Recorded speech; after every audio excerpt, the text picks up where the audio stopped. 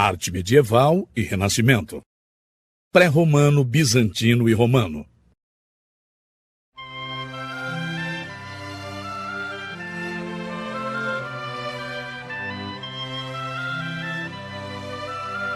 Depois da queda do Império Romano Ocidental, foi aberto um período da história que foi denominado às vezes de Idade das Trevas, porque é pouco que se conhece dele e certamente escuro o que intuímos. As formas artísticas são fragmentadas e se intensificam nestes anos, evoluindo de acordo com o grau de romanização, alcançando em cada região europeia e do caráter de sua tribo invasora.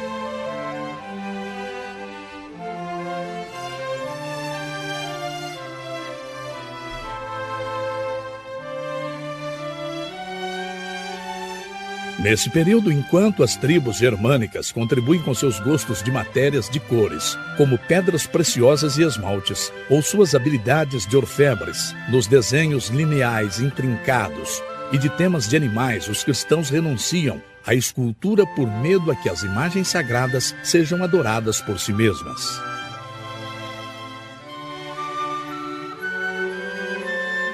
A pintura, sem embargo, recebe o apoio do Papa Gregório no século VI, já que, em sua opinião, as imagens podem ser para os analfabetos o mesmo que seria a escritura para os que sabem ler, sentença que será lembrada muitas vezes nos séculos seguintes, para justificar uma arte religiosa de função exclusivamente didática.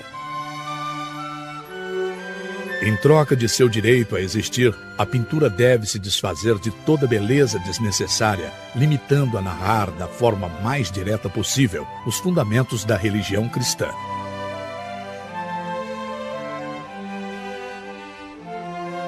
Se completa assim a ruptura do legado artístico clássico, iniciada já no último período do Império Romano, com o resultado que as artes figurativas entraram em um período antirrealista, comparado ao da arte egípcia, que se prolongará durante mais de 800 anos.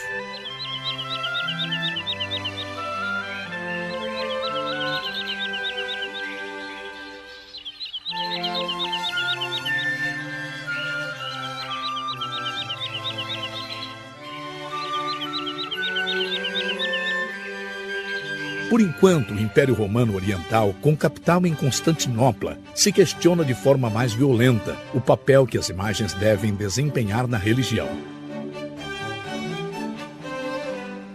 Os destruidores de imagens, chamados iconoclastas, tomam o poder no ano 745, detendo durante um século toda a produção de imagens. Ao redor do século IX, retornam as imagens pintadas à arte bizantina, que além de ser útil para o ensino dos dogmas cristãos, passam a ser consideradas sagradas. Ao evoluir e se depurar, cristalizam em ícones que não podem ser de nenhum modo alterados, porque simbolizam a perfeição dos dogmas de fé. Apesar de seu caráter estilizado, os ícones herdam ainda algumas conquistas da arte grega, que se tinha perdido completamente na Europa, como o modo em que se prega as vestimentas nos corpos, o modelado das formas por meio de claro e escuro, uma intuição rudimentar do espaço. Mas esses traços ficam sempre vinculados à rigidez conceitual do novo estilo. Apesar de algumas tentativas de unificação dos territórios do antigo Império Ocidental, como levada adiante por Carlos Magno no século IX, a arte europeia não encontrará um verdadeiro estilo até meados do século XI, a qual tem origem as formas arquitetônicas do estilo romano. Nele se conclui os experimentos estilísticos realizados nos séculos precedentes em toda a Europa e também as influências oriental e bizantina, recebidas através da Itália, da Espanha e mais adiante pelo contato direto com o Mediterrâneo Oriental.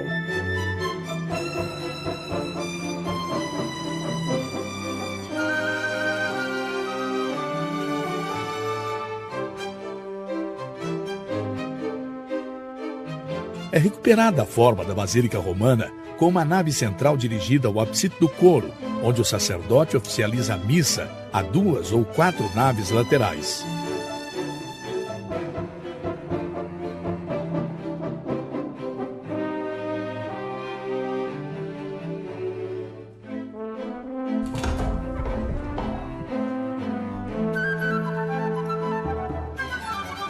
Às vezes, é acrescentada outra nave de nome cruzeiro, que é perpendicular à principal e a curta antes do coro, formando uma cruz.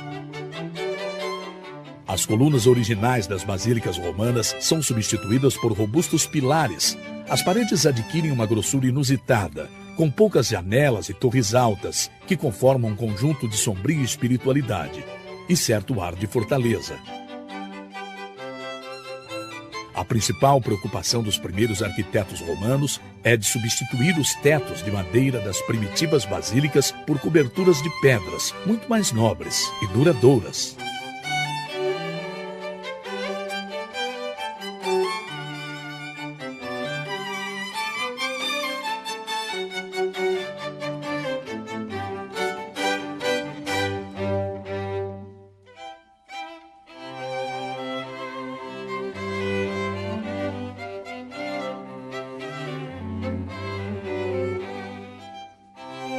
Sem embargo, os conhecimentos técnicos necessários para abobadar adequadamente a nave principal foram perdidos durante a Idade das Trevas, pelo que foram necessários muitos testes antes de alcançar de novo soluções viáveis como a abóbada de canhão.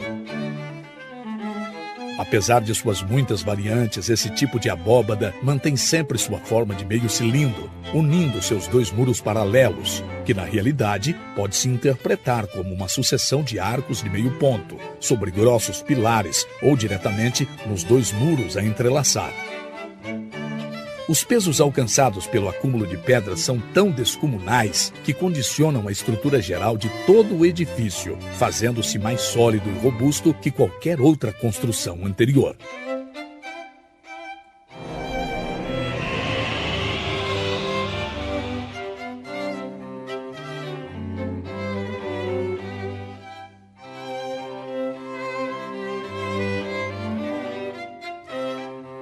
Para tentar diminuir o peso da abóbada de canhão, se ensaia a cruzada construída a partir de pares de arcos cruzados em diagonal e preenchendo os espaços intermediários de forma triangular por materiais menos pesados. No estilo romano, a pintura e a escultura são integradas no edifício, quase como um elemento arquitetônico a mais, convertidas em entradas principais de paredes do fundo do coro, em algo como painéis informativos sobre os dogmas da fé cristã. As figuras aparecem solenes, hierárquicas e perfeitamente adaptadas ao espaço arquitetônico no qual se encontram, já seja esse no tímpano, que é o espaço semicircular sobre a entrada da igreja, os capitéis das colunas e as batismais, e as duas peças retangulares e alongadas a cada lado das portas, que recebem o nome de rambas.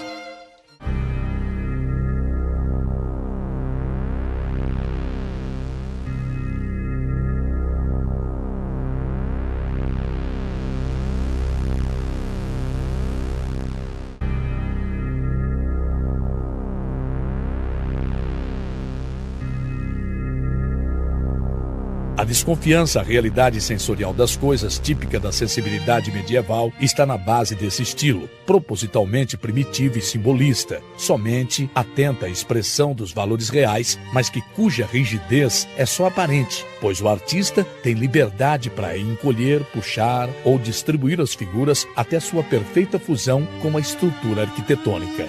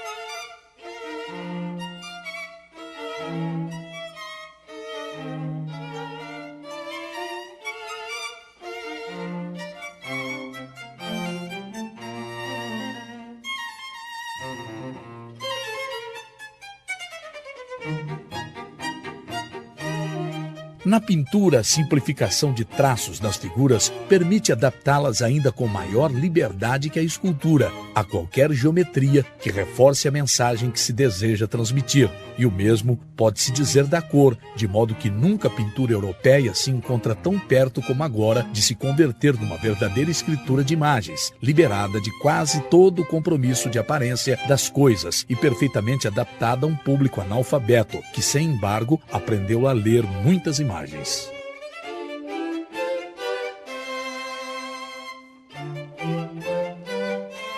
À medida que se aprofundam os conhecimentos técnicos dos arquitetos durante a segunda metade do século XII, se faz possível aliviar alguns elementos da estrutura com a certeza de que o edifício não irá cair.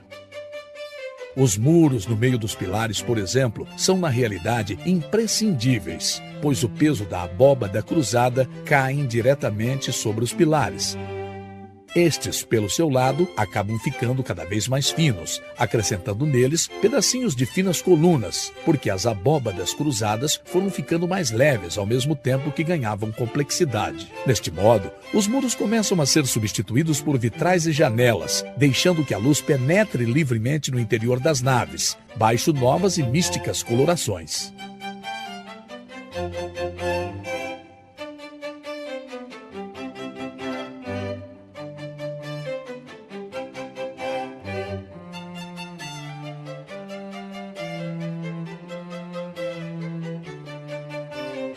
O conjunto de todas essas modificações do modelo romano acaba formando no norte da França um estilo já completamente ciente de si mesmo, que séculos depois será denominado em forma de desprezo pelos italianos estilo gótico, referindo-se equivocadamente aos godos e, em geral, aos povos chamados de bárbaros, já que nunca antes um estilo arquitetônico europeu tinha se distanciado tanto dos modelos clássicos greco-romanos. A nova espiritualidade reinada na Europa nos séculos XII e XIV parece determinar, além de um impulso de rejeição às naves, que força a procura de um novo tipo de abóbada que se possa puxar à vontade para o alto. Isso é conseguido substituindo os arcos de meio ponto das primitivas abóbadas cruzadas por outros chamados apontados, que estão constituídos por duas curvas que se cortam no ponto mais alto do arco.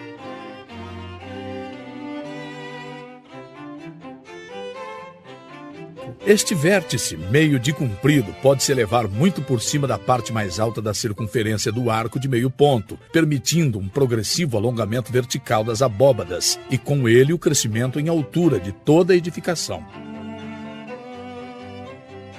O arco pontado é utilizado também nos traços de janelas e vitrais, que conhecem uma evolução contínua, a formas cada vez mais complexas, até chegar no século XV, a incorporar sinuosos vértices a modo de chamas, o que motiva o apelido de gótico flamejante.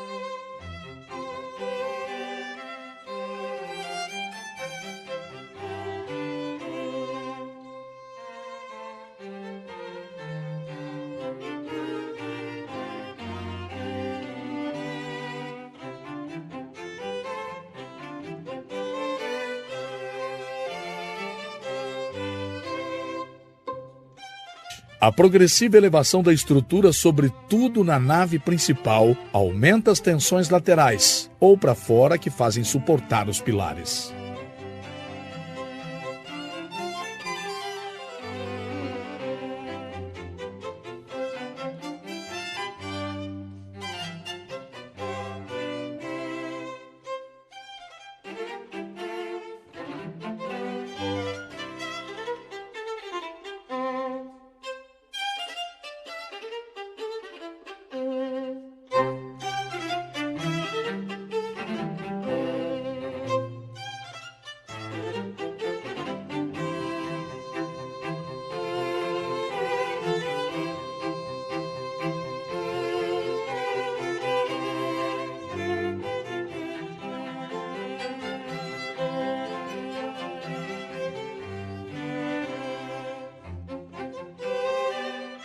Para fazer frente a isso, se faz necessário recortar os pilares exteriores das naves laterais, por meio de robustas saliências encostados neles, chamados contrafortes, coroados às vezes com arbustos de pedras ou pináculos. Os contrafortes recebem a pressão que a abóbada da nave principal exerce nos lados, através de uns arcos chamados arcobotante, que lança a parte superior de pilares e contrafortes.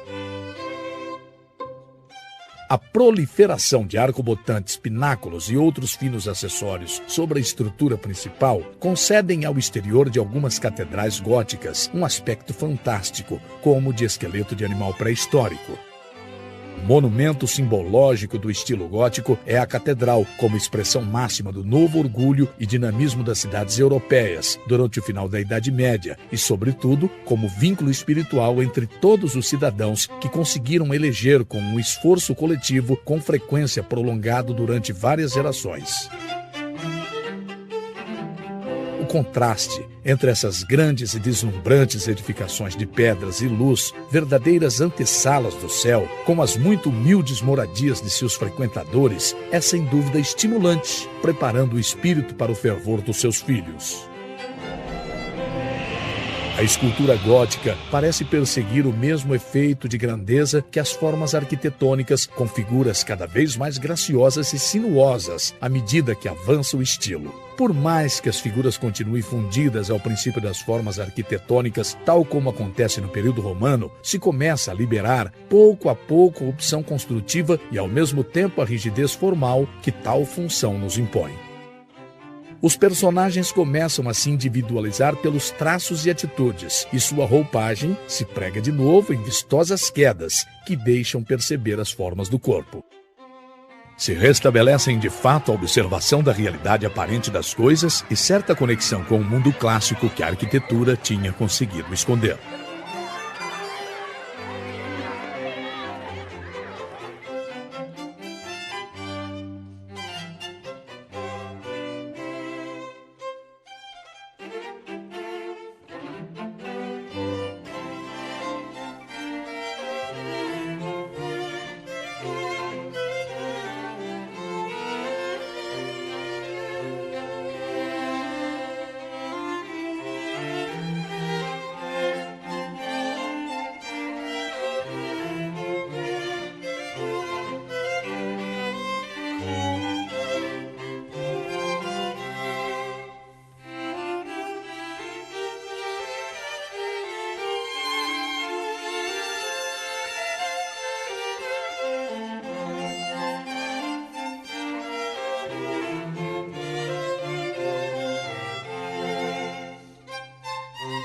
Sem embargo, este novo interesse pelo mundo sensível, que comparte em escultura e pintura, e que começa a afastá-las do simbolismo, que a fé paleocristã introduziu nas artes, é um impulso paradoxo por uma crença ainda mais recente, que tenta aproximar as imagens sacras à sensibilidade da ordem comum.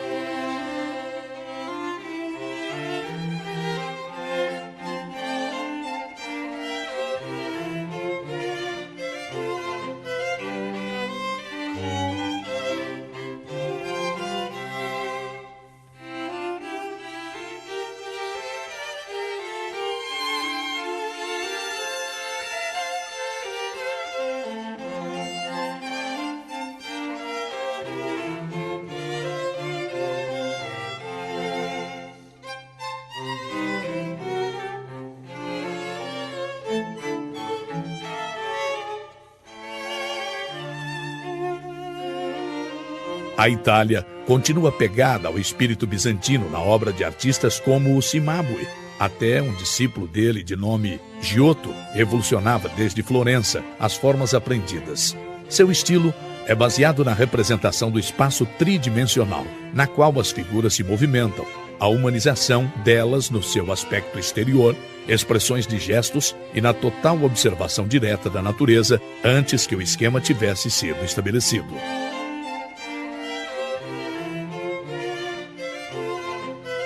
Durante o século XIV, o estilo gótico entra numa fase de crescente refinamento. Se escolhem numerosos edifícios públicos e civis que refletem o novo poder de suas cidades e instituições. Na Inglaterra, o gótico chamado de primitivo, de influência francesa, deixa passagem ao estilo enfeitado, em que a decoração ondulante se multiplica em abóbadas e fachadas. A fusão do estilo francês, italiano e flamenco origina no último quarto do século XIV o que se começou a chamar de estilo internacional, principalmente como em pintura, como expressão da unidade cultural e religiosa, que pela primeira vez e também última em muitos séculos parece aproveitar da Europa mais além dos seus problemas políticos. É recuperado no retrato o gosto pela fidelidade do modelo, qualidade praticamente ausente desde a arte romana e cultivadas agora nas esculturas de donantes e tumbas. El Bosco é sem dúvidas um dos pintores mais originais de todos os tempos, conhecido sobretudo por composições polêmicas, em que inumeráveis criaturas às vezes monstruosas protagonizam cenas que são ainda mais chocantes, por ter supostamente uma intenção moralizante. O olhar gosta de se perder como no Jardim das Delícias, onde não é difícil deixar de descobrir um novo detalhe cada vez que o contemplamos. O sentido de humor do El Bosco e sua alucinada vivência cultivam por igual, desde o primeiro momento compondo obras que parecem estar mais além de qualquer convenção sobre a beleza, porém sem renunciar completamente a ela. Durante a Idade Média, convive entre os italianos a lembrança da antiga grandeza de Roma, o esplendor que a arte e a cultura alcançaram lá antes das invasões germânicas. Em seu espírito foi imposta a ideia de que cedo ou tarde haverá de reaparecer o esplendor das formas clássicas em um renascer da cultura. Os 1000 anos que separam o declínio do Império Romano são vistos como uma sombria transição, uma idade intermédia e seu esperado renascimento.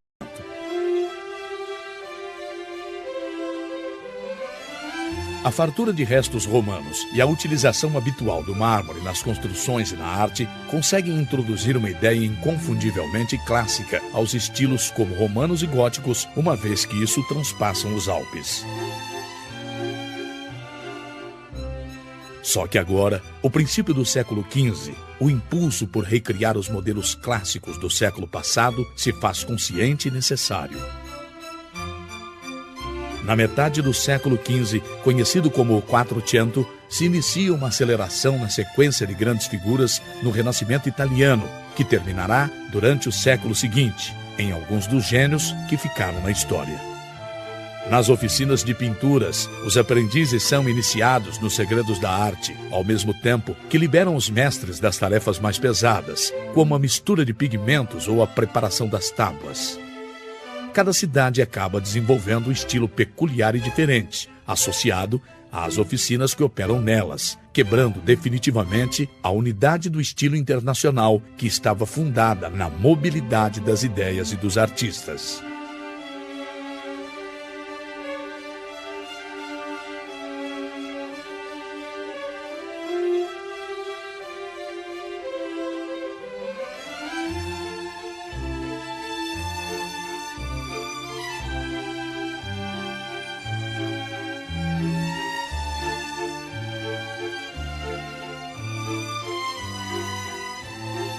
Nessa atmosfera propícia para qualquer nova contribuição, ainda existem pintores como Fra Angelico, felizmente apegados à ingênua espiritualidade dos artistas medievais, por mais que tenha adquirido conhecimento sobre perspectiva lineal e a distribuição correta das figuras no espaço, que agora se supõe a qualquer pessoa que quer ser artista.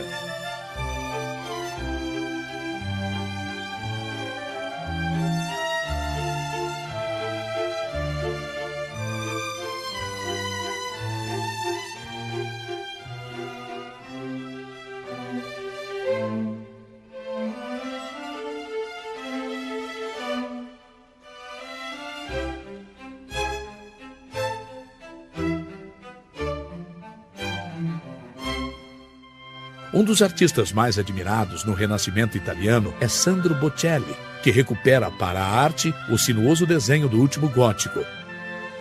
mais adaptado à descrição de um tipo de beleza sugestivamente moderna.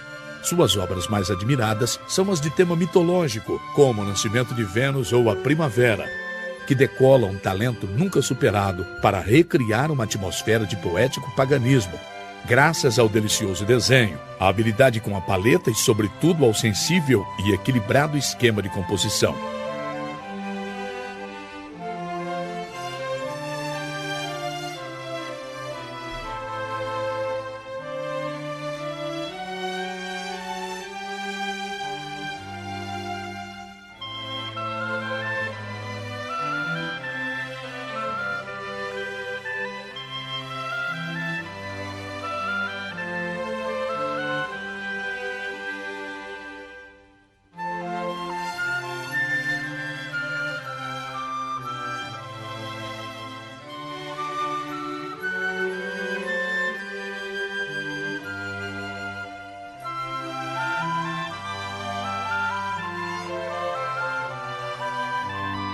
Durante o período do Cinquecento, correspondente ao século XVI, terá lugar na Itália uma eclosão artística sem precedentes, desde Atenas de Péricles, que expandirá pouco a pouco o epicentro artístico, desde Florença a Roma. As poderosas cidades italianas competem entre si para conseguir um maior embelezamento e relevo cultural, disputando a atenção dos artistas de maior renome, que pela primeira vez poderão impor suas condições aos poderosos clientes. Sua liberdade de concessão é maior agora do que nunca tinha sido até então, cultivando os criadores mais talentosos em qualquer das três artes, pintura, escultura ou arquitetura, indistintamente com assombrosa facilidade. Tudo isso leva a estender sua consideração social desde o ramo de meros artesãos que trabalham manualmente aos homens de engenho que o fazem com o seu intelecto.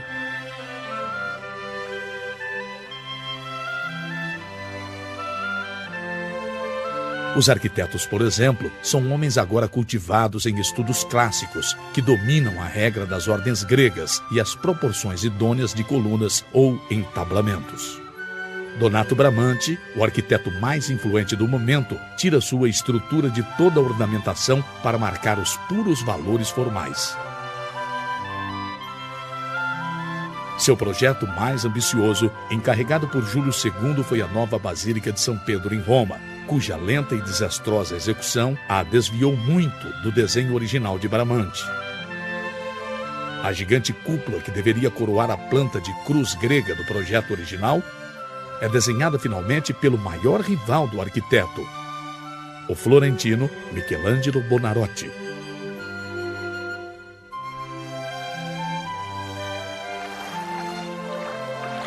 Em Veneza se respira uma intensa atividade intelectual, que sem dúvida impressiona o espírito do seu discípulo mais talentoso de nome Leonardo da Vinci. A extraordinária variedade de campos em que este artista acabará colaborando com informações decisivas, desde o estudo das correntes marítimas ou desenhos de máquinas voadoras, o convertem do paradigma do gênio universal. Mas em pintura, Leonardo deixa poucas obras concluídas, devido ao seu caráter bastante inquieto e seu altíssimo nível de autoexigência. Nesse terreno, sua colaboração principal é a técnica do esfumato, que sacrifica a previsão dos contornos das figuras, fundindo-os entre si com as cores do fundo para conseguir uma modelação mais forte das formas. Nos seus retratos, por exemplo, Leonardo se impõe tarefas que vai mais além do mero registro da aparência do modelo, inclusive sua expressão estabelecendo, por exemplo, sutis metáforas visuais entre elementos dos quadros que proporcionam verdadeiras vidas psíquicas aos modelos ou propondo enigmas tão sugestivos como a expressão da Mona Lisa, cuja ambiguidade se baseia no intenso esfumato que aplica nos pontos chaves da expressão do rosto, o contorno dos lábios e a ponta dos olhos. Outra das figuras gigantescas do Renascimento é Michelangelo Buonarroti, formado na oficina de Ghirlandaio, cujo caráter muito acomodado não é muito apreciado pelo seu discípulo, que prefere estudar os modelos clássicos, como no Quattrocento, mas, sobretudo, a anatomia humana dos modelos vivos, inclusive dos mortos, treinando como Leonardo a dimensão dos cadáveres. A mais famosa delas é a que representa a Moisés, construída sobre um irressolúvel paradoxo entre a energia apenas contida, que parece estar a ponto de descolar o vigoroso ancião, posição sedente e aparentemente estática que o mantenha claro no lugar.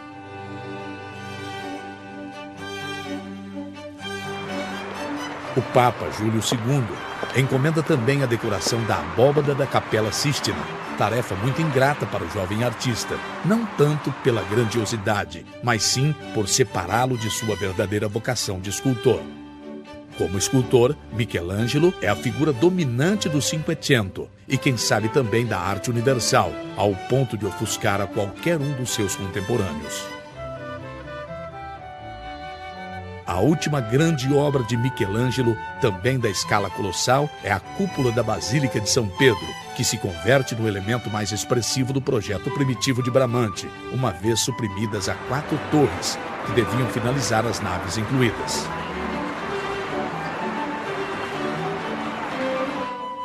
O terceiro gigante deste período de muita graça na história da arte é, cronologicamente, Rafael Urbino, discípulo do mestre Perugino, do qual adota suas primeiras obras a beleza idealizada nas figuras e a clareza das composições simétricas. Em sua evolução posterior, Rafael se converterá no pintor mais completo de sua época, porque sabe interiorizar até assimilar completamente qualquer influência que possa enriquecer seu próprio estilo. Assim, de Leonardo ele recebe o dinamismo de suas composições e a técnica do esfumato, que incorpora suas doces madonas e outras obras religiosas. Na segunda metade do século XVI, as obras realizadas pelos gênios do Cinquecento são contempladas como cismas de perfeição que já não é possível superar, que promove nos jovens artistas um sentimento de frustração, que os impulsa a procurar parcelas da arte ainda inexploradas, por estranhas e inclusive extravagantes que possam parecer.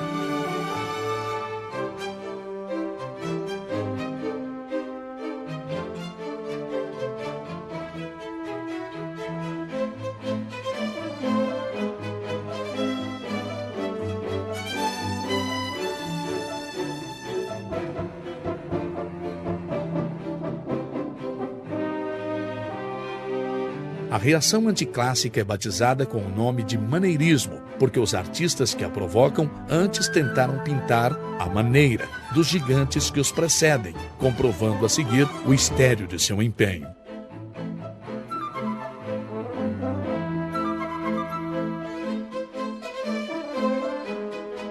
Entre os maneiristas, ainda encontramos excelentes pintores como Corrédio, dotado de uma graça extraordinária, capaz de conseguir similares efeitos de grandeza em suas figuras, dissolvendo seus contornos no espaço circundante por meio de um imenso esfumato.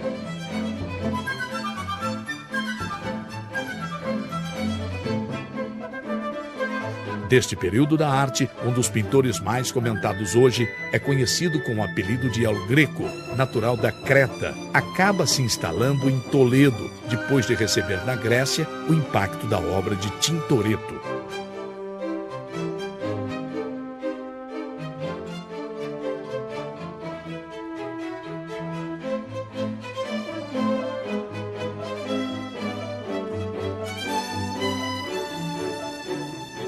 Algumas das melhores obras de sua juventude, como o Espólio de Cristo, denota dívida contraída com a pintura veneziana e os maneiristas, mas são as obras de Madures, como o Enterro do Conde Orgaz, que alcança sua forma definitiva como um modo de expressão cada vez mais desvinculado do real.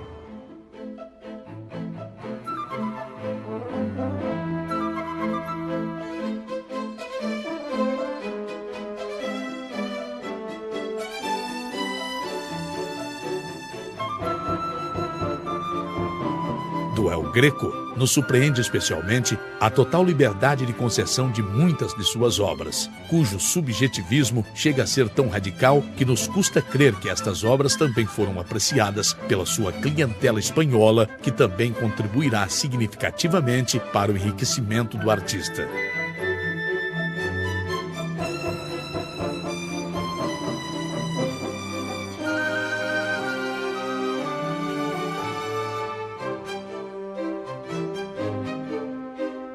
Em suas obras de mais riscos, geralmente povoadas por alongadas e sinuosas figuras. A instabilidade da composição ou alusão real que parece banhar ao cenário, longe de serem artificiais, nos comovem por sua arrebatada sinuosidade.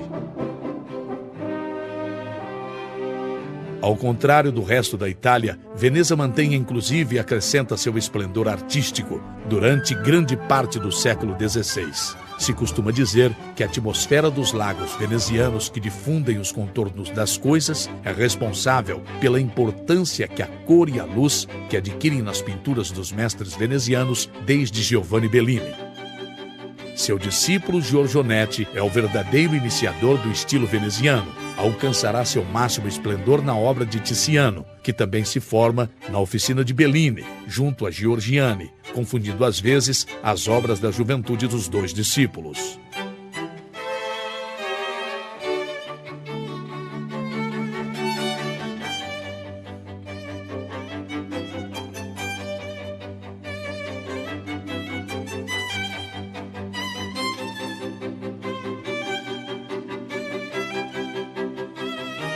Tiziano representa em pintura a plenitude da cor, capaz por si só de garantir a solidez de um quadro e restituir seu equilíbrio cada vez que este pareça de um ponto de vista atento somente ao desenho, ao ponto de se perder. A incrível longevidade de Tiziano lhe permite se destacar em gêneros variados da pintura, que vai desde o mitológico, onde decola uma vitalidade de muito consciente paganismo, ao retrato chamado de aparelho de reis, imperadores ou papas.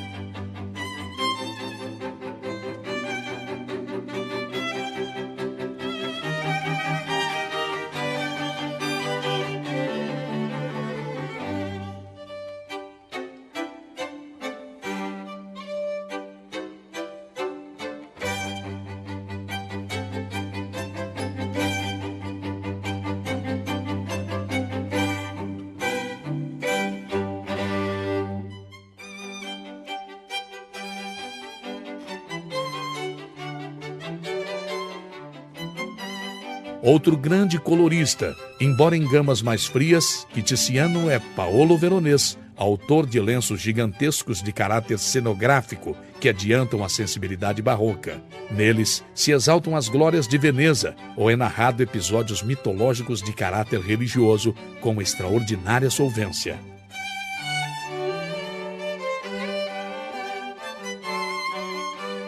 Jacopo Tintoretto é o único artista veneziano que usa o caráter nervoso e o conflito do maneirismo, embora saiba manter um estilo mais sereno em seus excelentes retratos e obras de caráter clássico.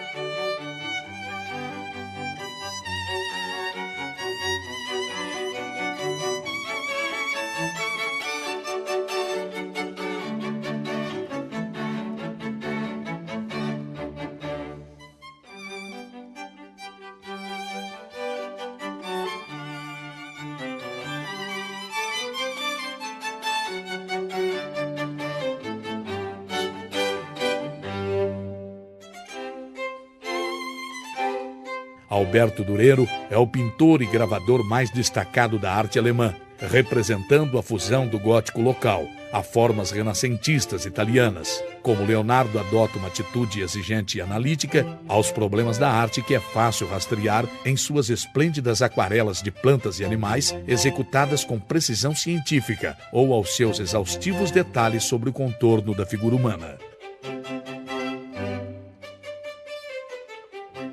A qualidade excepcional de suas gravuras faz que se difunda amplamente na Europa e se copie ainda em vida do autor, embora possivelmente nos cative mais a profundidade psicológica dos seus retratos e autorretratos, desenhado com o rigor característico dos mestres nórdicos, ou suas simples composições religiosas, entre os quais se destaca sua adoração dos magos. Hans Roubian, o jovem chega a superar a Durero em alguns de seus retratos, que são verdadeiros prodígios de caracterização e detalhes. Neles, O personagem aparece enroupado com um microcosmos de objetos heterogêneos, de infinita nitidez, que parece continuar nos falando, mas numa clave conceitual de personalidade do modelo, uma vez que concluímos o teste de seu rosto e figura.